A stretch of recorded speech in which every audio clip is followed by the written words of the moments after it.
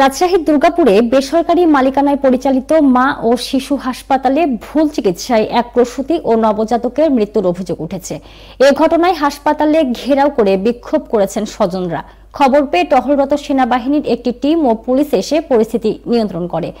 গত রবিবার মধ্যরাতে উপজেলা সদরের শালঘড়িয়া রোডে অবস্থিত মা ও শিশু হাসপাতালে এ ঘটনা ঘটেছে।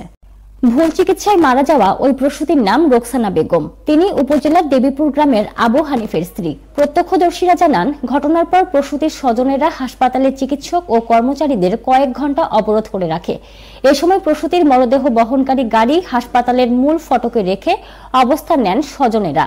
খবর পেয়ে পুলিশ ও টহলরত সেনাবাহিনীর সদস্যরা ঘটনাস্থলে পৌঁছে পরিস্থিতি নিয়ন্ত্রণে আনেন।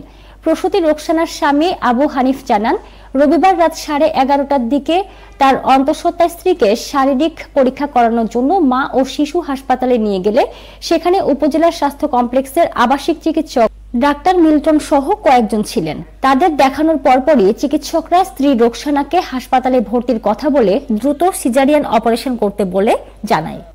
আবু হানিফের অভিযোগ, মা ও শিশু হাসপাতাল কর্তৃপক্ষ নিজেরা বাঁচতে আমার মৃত স্ত্রীকে রাজশাহীতে পাঠানোর পরামর্শ দেয়। অভিযোগ উঠেছে, উপজেলা স্বাস্থ্য কমপ্লেক্সের আবাসিক চিকিৎসক ডাক্তার মিল্টন ও ডাক্তার রহিমা মা ও শিশু হাসপাতালে পার্ট টাইম চিকিৎসা দিয়ে থাকেন। ঘটনার সময় রাতেও ডাক্তার রহিমা ও ডাক্তার মিল্টন এরই অপারেশন করার কথা ছিল। তবে চেতনানাশক ইনজেকশন দেওয়ার পরপরই প্রসূতি রোকসানা মারা যায়। তবে ঘটনাটিকে ধামাচাপা দিতে সক্রিয়ভাবে কাজ করছে একটি চক্র। মোটা অঙ্কের টাকায় দফারফা হয়েছে বলেও জানা গেছে। হাসপাতালের সহকারী ব্যবস্থাপনা পরিচালক জাকির হোসেন জানান, প্রসূতি রোগীটি এই হাসপাতালে চিকিৎসার জন্য আসার পর ওনার শ্বাসকষ্ট শুরু হয়। পরে তাৎক্ষণিক রাজশাহী মেডিকেল কলেজ হাসপাতালে রেফার করা হয়। পরে শুনেছি মারা গেছে। হঠাৎ রাতে এসে মাইক্রোবাসে করে লাশ নিয়ে হাজির হয়ে হাসপাতালে অবরোধ করে তারা। আমাদের হাসপাতাল কোনোভাবেই এই মৃত্যুর জন্য দায়ী নয়। অভিযোগের বিষয়ে ডাক্তার মিল্টনের মোবাইল ফোনে যোগাযোগ চেষ্টা করলেও তিনি কল ধরেননি।